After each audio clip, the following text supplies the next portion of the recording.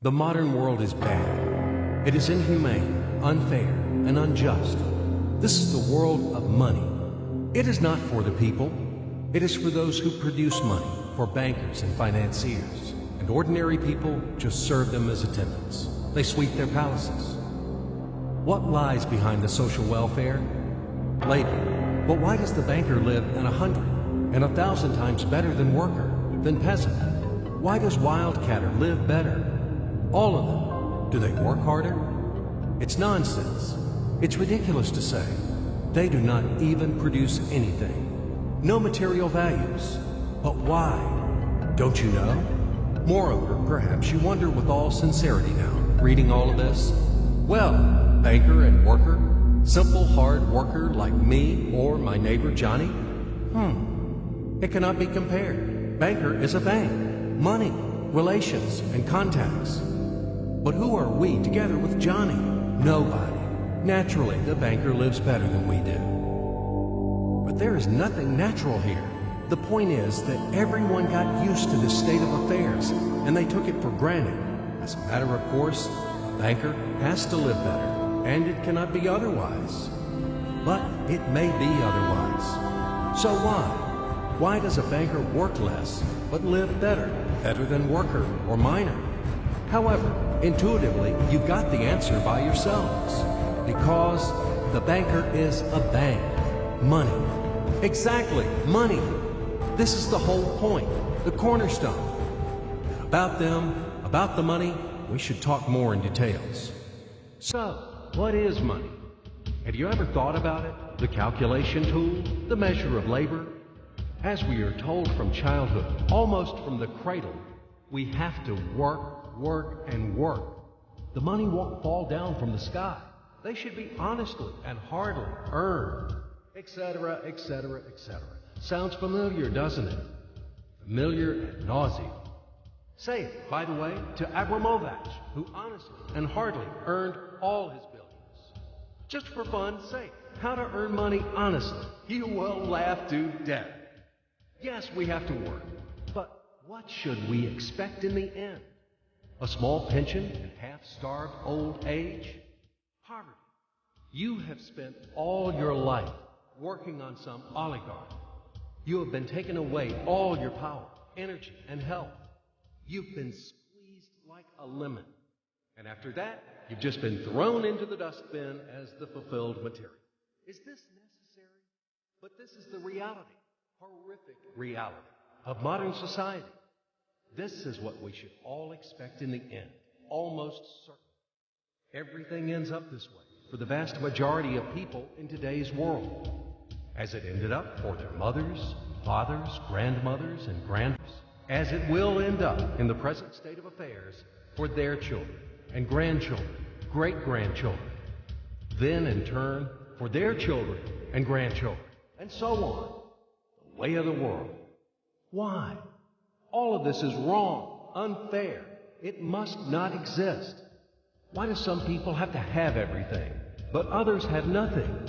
Why do some people walk in golden slippers, but the others barely make ends meet? They don't know how to feed their children, although all of them work honestly. Why does it happen? After all, we are the people, the brothers. We are equal, aren't we? Then why? Because there is a lie around us. A huge, continuous, monstrous lie.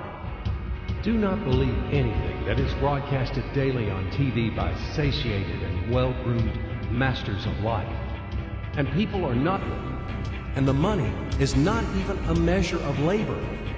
All of this is an insolent and shameless lie.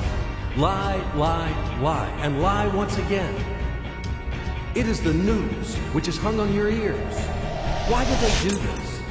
Just to make it easier to manage people. So you are oligarch now, or even an ordinary worthless deputy. Are you equal with others? In what? You live in a different way, eat in a different way, and rest in a different way. In one day, he spends more than you spend in a year. His wife doesn't even get out of Kosovo. And yours? He is treated in the best Swiss clinics. And what about you? his children and yours. Have you compared? Well, where is your equality? Perhaps you are equal in rights, aren't you? Oh, I forgot about the rights. As it is written in our Constitution, isn't it? By the way, there are a lot of things written on the fence, too. Nice and intelligent things. Read in your spare time. You will be inspired by these things. And what kind of equal rights do we have with the oligarch or the banker? I'm just curious. Right to work? Well, we have such a right in our country. Nobody argues. Work hard for the benefit of... You work hard at the factory, and he, soon quickly, as they say, to each his own. The right to elect and to be elected. Well, you can elect, of course. You're welcome. Just vote. No matter how people vote, most important, how these votes are counted. And what about to be elected? Are you going to be elected somewhere? Do you have the money for that? Gold reserve for the election campaign? No? So breathe smoothly and relax. Come back to your factory. Continue to work hard. And do not rock the boat. The feast of life is not for you. It is for those who are more equal than you. What else is there? However, it is not the essence. There is no sense for further continuation. I hope everything is already clear. What kind of equal rights you both have, and who are more equal. It is all about universal equality and fraternity. It is figured out, I think. Now we move on to the money. We won't talk about the measure of labor. These are fairy tales for idiots. Money is not any measure of labor. Otherwise, you would live like a lord, or maybe you don't work too much. I don't know. But what is money? Shackles, fetters, chains, durable and unbreakable chains holding the slaves in subjection more reliably than any steel. What are slaves in the 21st century? Do you ask me? What slaves? You and me, all around. You, me, him, her, all of us. We are all slaves, slaves of money. More precisely, we are slaves of those who print the money. We are slaves of our masters. Nothing has been changed at all during these centuries on earth. Oh, ho, ho. We live so far in the slave system. Only outwardly, everything has become more decent, more delicate, and more sophisticated. Our shackles are no longer heavy, rusty, and steel. They are invisible and weightless now. They don't seem to exist. You can go wherever you want. You can do whatever you want. You are free. But in fact, the shackles still exist. And damn, you are not free. Freedom is an illusion. Money, that's the point. Well, where can you go without money? It is not the Stone Age today. You cannot live in a cave. You cannot dress yourself in animal skins. And you cannot hunt for mammoth. And where are they, these damn mammoths? You need a house, clothes, food. And this is all about money, money, money. And once again, money. After all, everything around is just for the money. You cannot make a single step without them. But where do you find the money? That's right, you have to earn them. Do you hear? Clatter of chains, whistling of the whip, and shouting of overseers. Have you ever thought that it is immoral to sell yourself? That it is a kind of prostitution to sell your own strengths, brain, time? What is the difference from the selling of your own body? Yes, but will you object that people have to work? If everybody would stop doing their jobs, what's going to happen then? We will resettle to the caves again, and we will get dressed in animal skins, won't we? That's right. Everything is right. It is very reasonable, logical, and easy to understand. As ABC, even I understood. That's what I'm talking about. Nothing has been changed at all during all these centuries on Earth. And these convincing arguments could be heard for sure in slave society, when the slaveholders had been trying to make understand their obstinate, blunt slaves who didn't want to work for them that it is necessary to work hard. Stupid slaves! And later, quite recently, in historical times, the landlords told their serfs, after all, if you stop to work, to plow, to sow, and reap, what's going to happen then? Our society will collapse, and we will die of hunger. We will run wild. Yes, it is necessary to work, to create something useful for the society. Otherwise, society will degrade and die. But firstly, we have to work voluntarily, not for a bowl of soup, and not only in order to survive. We have to do what we like to do. And secondly, if something, once it is necessary to work, it is necessary for everyone. All people are equal, aren't they? So let everybody work. The situation when some people earn money in a mine, at the factory with salty sweat and bloody calluses, while others simply print them, sitting back and sipping expensive whiskey or brandy, is abnormal. Such a situation is not acceptable in principle, and there are no explanations and no excuses to this state of affairs. Absolutely. Money is just paper, candy wrappers. They are not backed by anything tangible, and according to that, money is simply is printed. And these candy wrappers are distributed among the slaves as wages for labor. When the slaves are given an extra wrapper, it means their salary is increased, and they are happy. Are you shocked? Alas, c'est la vie. It is our bitter reality. How is the financial world organized? It is a pyramid. The Fed, U.S. Federal Reserve System, is at the top. The Fed prints dollars. How much? As much as it wants. Of course, the Fed adheres to some of its own internal rules and regulations. It tries, for example, not to print too many dollars to prevent complete devaluation of the currency, etc., etc. But in principle, the Fed can print as many dollars as it wants. At least, there are no external limitations for that. Absolutely, the U.S. Fed is guided solely by the reasons of expediency. The lower levels of the global pyramid are the central banks of different countries. All other local national banks are situated on even lower levels. Of course, all of this is slightly simplified, but in general, everything corresponds to reality and reflects overall picture. Why do we need banks? Speaking figuratively, banks play the role of blood vessels in the social organism. Through these vessels, the money, blood, from the heart, the central bank, enters to all its organs. Money, blood, wash these organs. They bring life to them. It's not me. You can find this information in any textbook on economics. In which connection dollars are mentioned here? In what relation does the Fed have to us, sinners? The most direct relation to us, I'm telling you. After all, dollar is the global currency. Don't you know this? Let's say Russian Central Bank, one little proud bird, cannot print rubles without permission of U.S. Fed. Absolutely not. As soon as Russia supplies oil and gas to the USA for $1 billion, it is a wagon of colored pieces of paper with pictures of great American presidents. Then, Russian Central Bank will be allowed to print rubles in the amount of $1 billion with a clear conscience. This is the only way.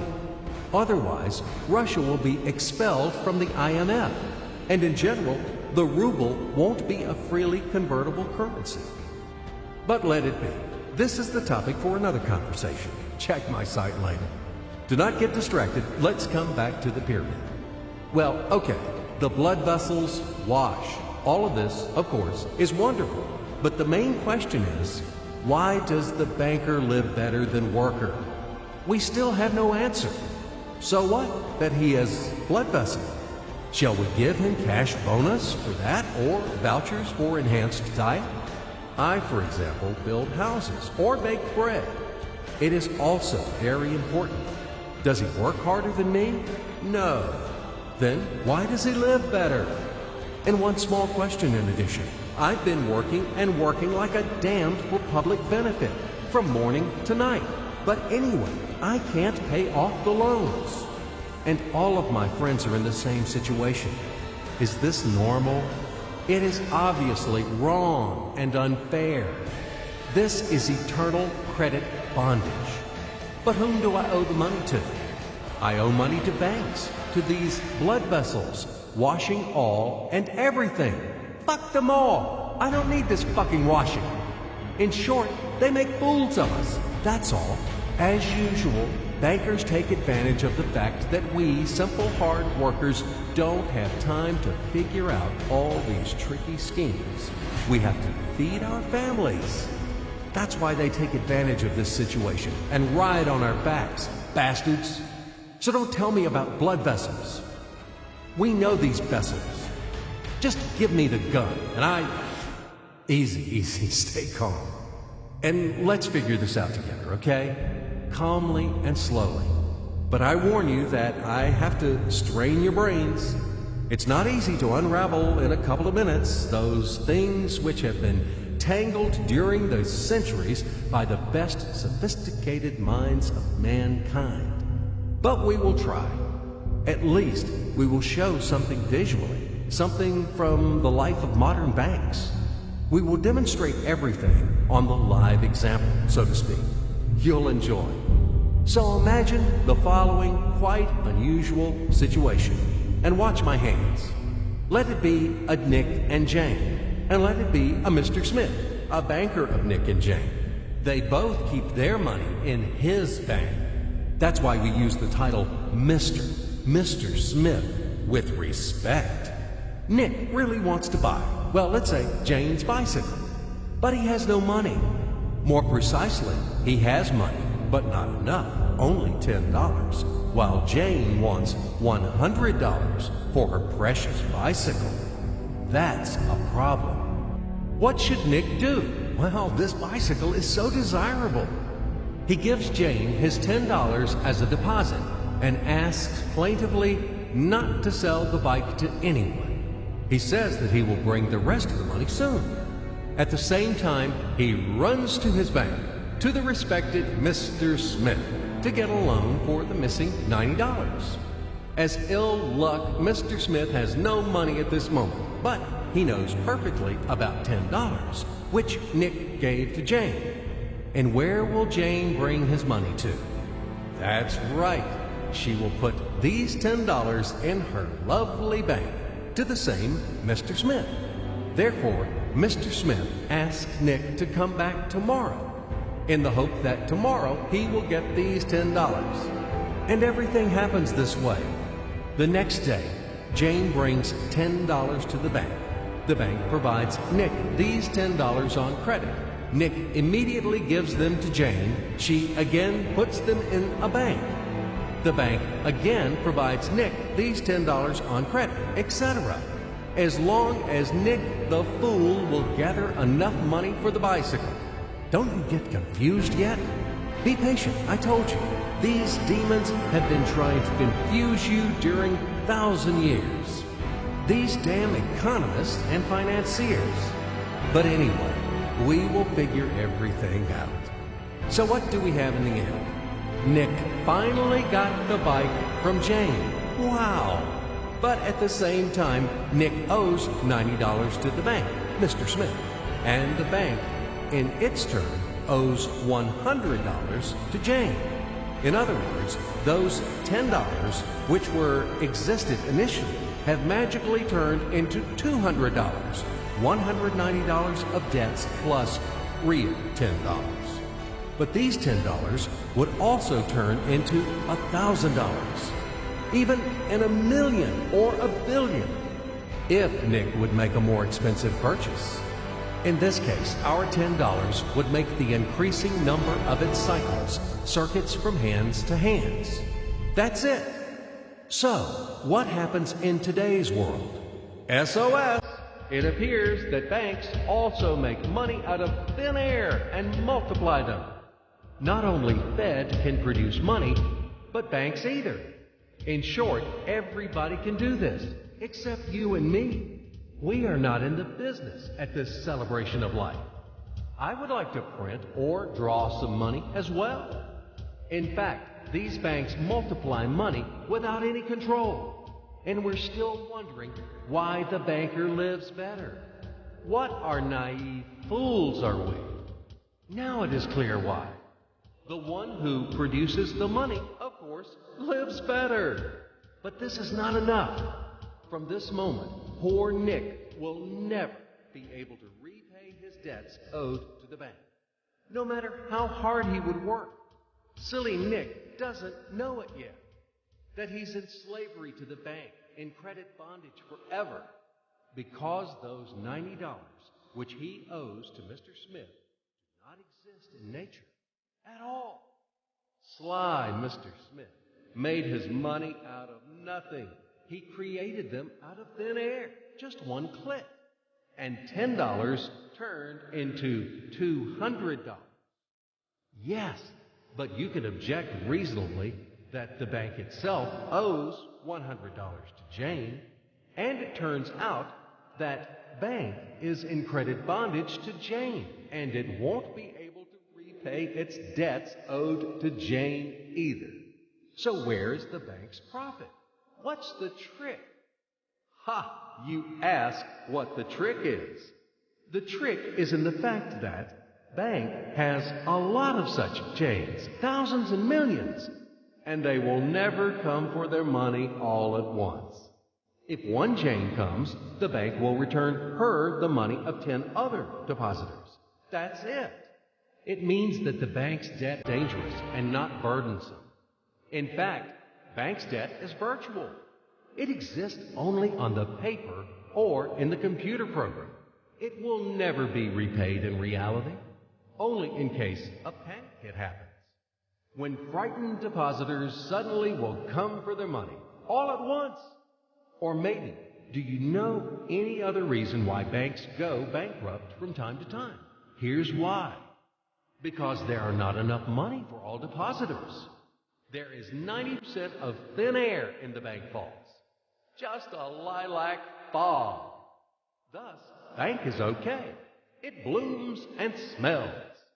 We don't need to worry about it. But our Nick has serious problems now.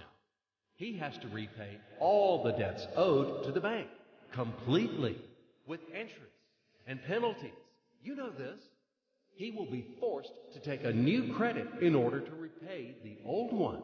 Then again, the new loan, and again, endlessly, until his death. There is no way out of this credit running knot. It does not exist in principle. That's it. Trap slam.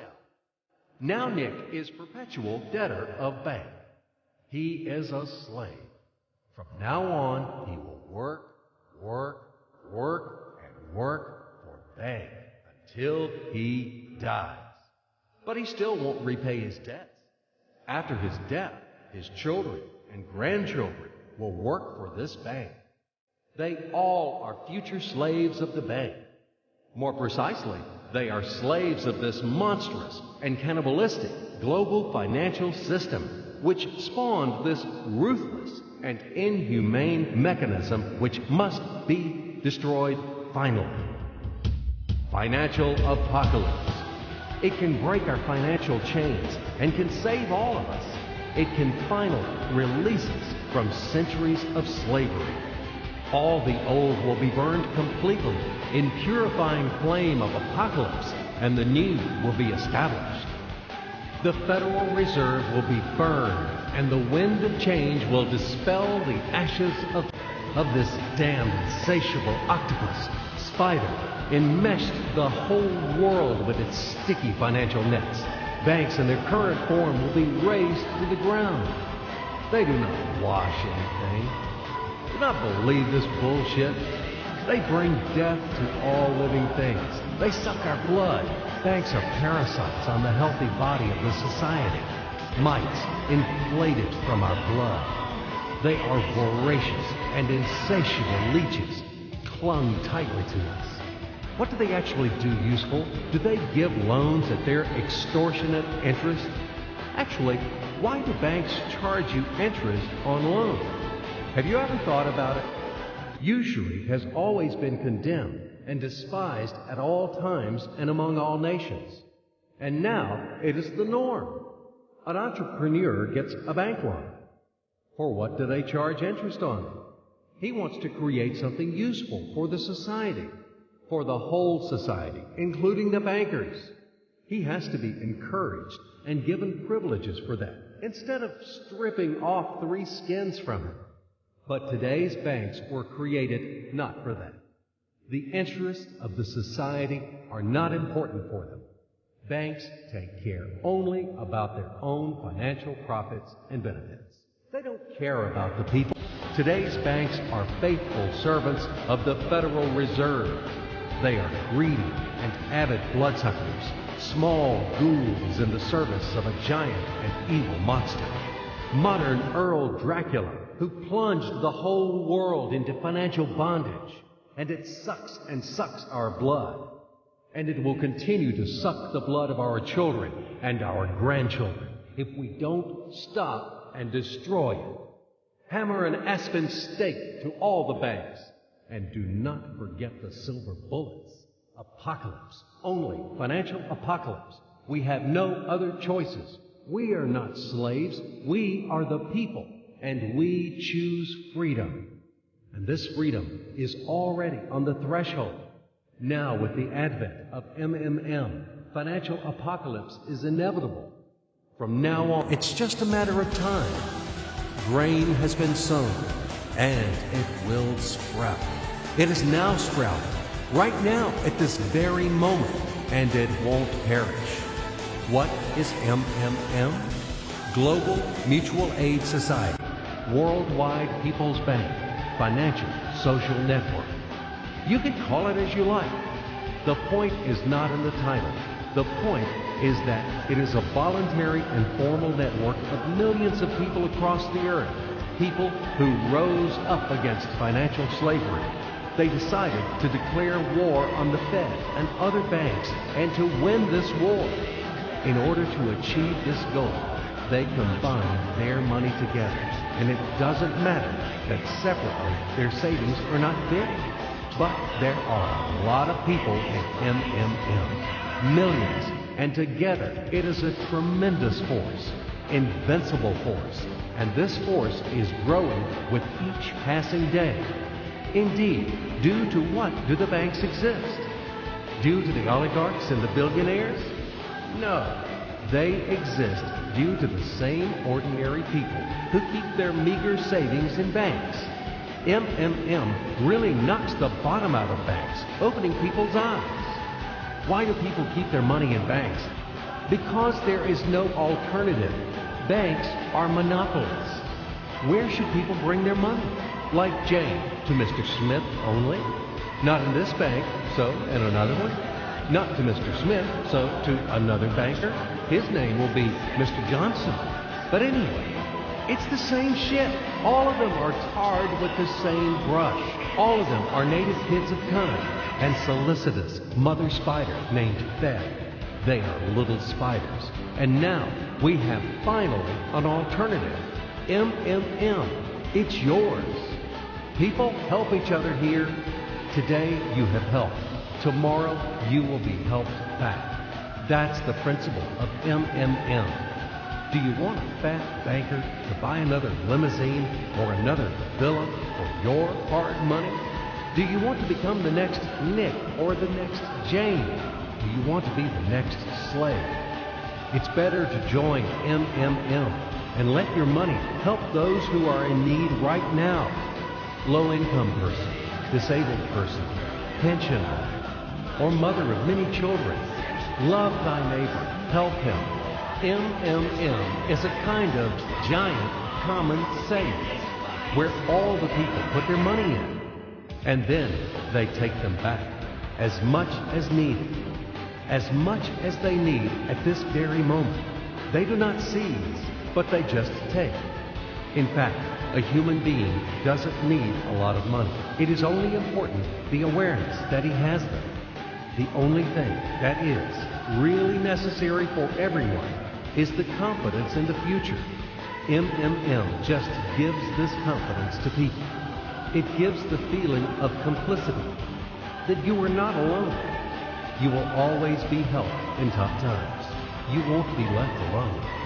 MMM is the unit of a new society, a brighter and cleaner society. It is the unit of the new world, where the money won't exist, where everything will be different, honestly and fairly. There will be no slaves and no masters, and everyone will work for pleasure and for the benefit of society. And the good will conquer the evil, finally. Everything will be in that new world. Certainly. Welcome to System MMM. SergeyMavroday.com. We are waiting for you. We can do a lot. We change the world, and we will change it. Everything will be MMM. Financial apocalypse.